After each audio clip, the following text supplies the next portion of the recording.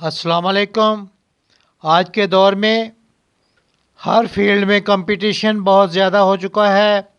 ख़ास तौर पर एजुकेशन में तो लोग 100% के करीब तक नंबर लेने शुरू कर दिए हैं।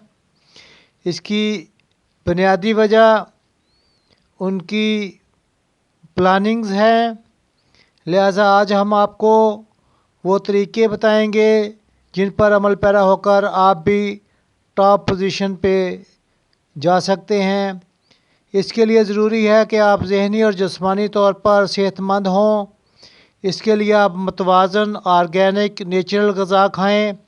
ग़िज़ा के बारे में मेरी बहुत सी वीडियोज़ हैं, आप उनसे इस्तिफ़ादा हासिल कर सकते हैं।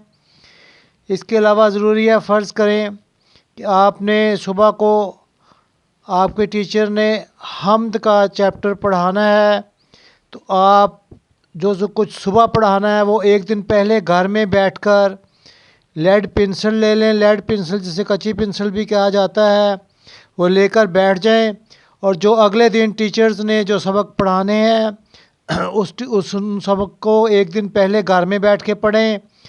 जो चीज़ समझ नहीं आ रही या मुश्किल लग रही है, आप लेड पेंसिल से उसको अंडरलाइन करते जाएं। फ़र्ज़ करें कि हम्द में से आपको 10 चीज़ों की समझ नहीं आई, आपने उनको अंडरलाइन कर लिया। जब टीचर उन पॉइंट्स पे पहुंचेगा जो आपको समझ नहीं आए थे या आपको मुश्किल लगते थे, तो यकीनन उस वक़्त आप बड़े गौर और ध्यान से सुनेंगे और आप समझ पाएंगे। और यकीनन 10 में से कम 7-8 ऐसे होंगे जो आपको पहले नहीं आते थे, जब टीचर ने आपको समझाए तो आपको समझ आ गए। इसके बाद भी अगर 1-2 जो रह जाएँ वो बाद में आप टीचर से स्कूल टाइम में पूछ सकते हैं। इस तरीके से आप रोज़ का काम रोज़ाना करते रहें तो आप पे बर्डन भी नहीं पड़ेगा और आप टॉप पोजीशन लेने के लिए कामयाब हो सकेंगे। लिहाजा ज़रूरी है कि जब आप पहले एक दिन पहले जो कल टीचर ने अगले दिन जो टीचर ने पढ़ाना है वो एक दिन पहले घर से पढ़ के जाएं।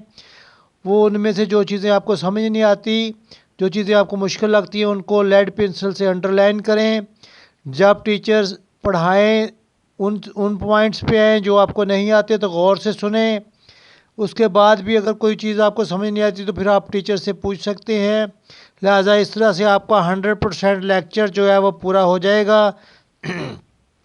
इसके बाद घर आकर जो कुछ आज टीचर ने पढ़ाया है उसको गौर से पढ़ें और अहम पॉइंट्स को अंडरलाइन करते जाएं। इस तरीके से अहम चीज़ें आपके जहन में याद होती जाएंगी और फिर जो अहम पॉइंट्स हैं उनको अपने अल्फाज में बयान करने की कोशिश करें, उनको रट्टा ना लगाएं, क्योंकि टीचर जो आपके पेपर चेक करता है एक ही तरह के वो जवाब देखता रहता है, तो फिर वो उससे थकन का एहसास होता है और वो ज़्यादा नंबर नहीं देता। जब वो एक वैरायटी देखता है, एक डिफरेंस देखता है किसी बच्चे में और एक नॉवेल्टी देखता है, तो वो उस बच्चे को ज़्यादा नंबर देता है। इस तरीके से आप ये एक रोज़ाना ये ऐसे करते रहें। फिर ये ऐसे करें कि जब संडे को छुट्टी हो तो वो पूरे हफ्ते का जो आपने पढ़ा है रोज़ाना का रोज़ाना पहले तो आप रोज़ का रोज़ याद करते रहें।